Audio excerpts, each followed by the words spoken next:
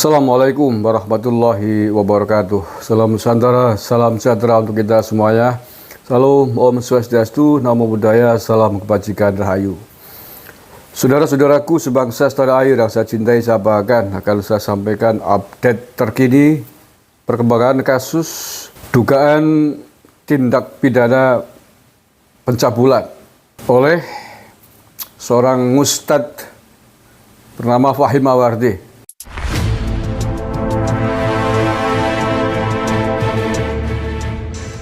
Pada hari Sabtu yang lalu, dia dipanggil oleh Polres Jember, tetapi kemudian mangkir, mungkin nervous gitu ya, mules-mules gitu.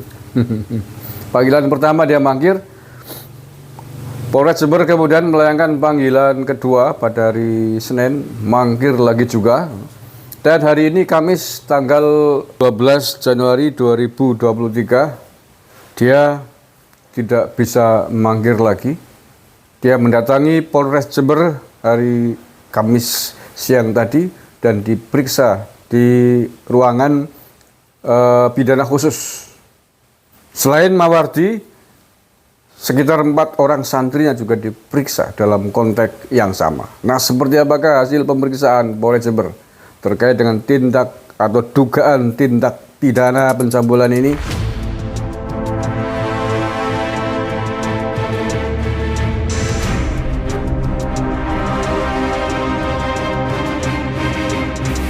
Polisi periksa pengasuh ponpes di Jember yang diduga berbuat asusila. 3 santriwati juga dipanggil.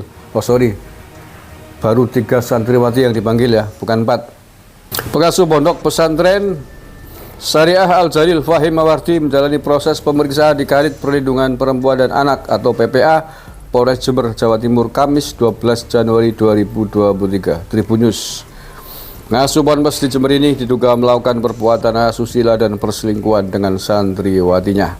Kasus dugaan asusila dilaporkan oleh istrinya Fahim Mawardi pada hari Kamis kemarin 5 Januari.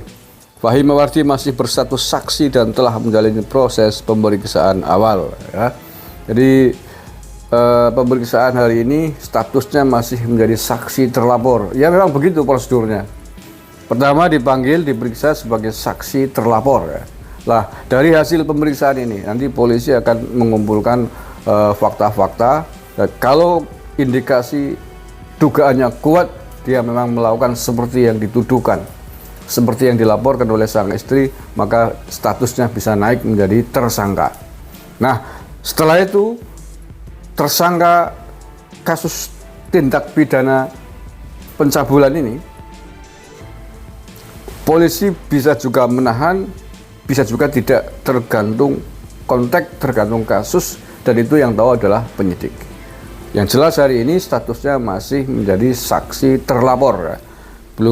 belum menjadi tersangka. Ya, mungkin belum selesai pemeriksaannya. Tidak sama memang antara satu kasus dengan yang lainnya. Ada yang sekali diperiksa langsung ditetapkan menjadi tersangka, langsung ditahan, ya ada. Ada yang tidak cukup sekali pemeriksaan, mungkin butuh 2-3 kali. Setelah itu baru ditetapkan menjadi tersangka. Nah, itu sangat bergantung dari kasusnya. Saya lanjut, kuasa hukum Fahim Mawardi Andi Cahyono Putra mengatakan pemeriksaan kali ini merupakan pemeriksaan pertama yang sudah dijalani kliennya. Selain Fahim, ada 3 santriwati yang juga menjalani pemeriksaan. Agenda hari ini pemeriksaan terhadap 4 orang saksi, 1 GFM dan 3 orang santriwati, katanya. Ketika menjalani proses pemeriksaan, Fahim didampingi oleh 2 kuasa hukumnya. Pemeriksaan terhadap Fahim dan 3 santriwati dilakukan secara terpisah. 3 santriwati diperiksa di ruang Kanit PPA Satreskrim Polres Jember. Sementara Fahim diperiksa di ruang penyidikan Kanit Pidana Khusus atau Pitsus Polres Jember.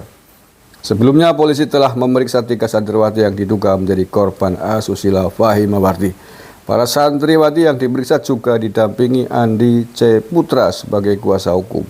Kami selain menjadi kuasa hukum Ki Fahim, juga menjadi kuasa hukum semua santriwati, baik yang dewasa maupun yang di bawah umur.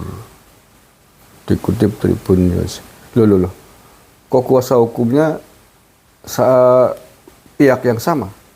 Kuasa hukum santriwatinya juga ini sekaligus juga menjadi kuasa hukumnya Fahim.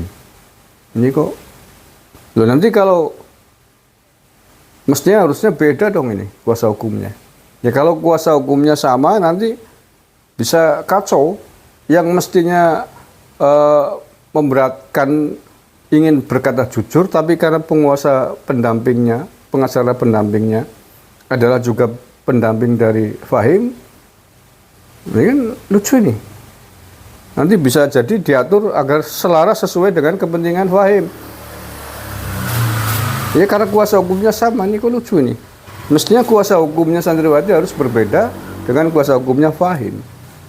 Sehingga kemudian masing-masing bisa berkata jujur ketika diperiksa.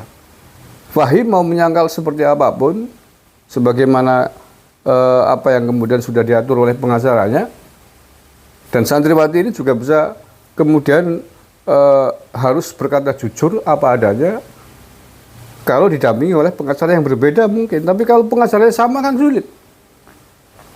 Semestinya dia mau jujur, tapi karena pengacaranya adalah juga pengacaranya Fahim, kan ini kok kacau nih. Nggak tahu nih, kok bisa diterima si Polres Jember, mestinya nggak boleh. Ya kan logikanya kan begitu. Kalau pengacaranya Fahim juga menjadi pengacara santriwati kan nanti diatur di belakang, kamu ngomong begini ya, ini Fahim ngomong begini, santriwati ngomong begini, ya. Karena pengacaranya satu. Iya kan, membela ini kan. Oke lah, terserah Polres Jember ini.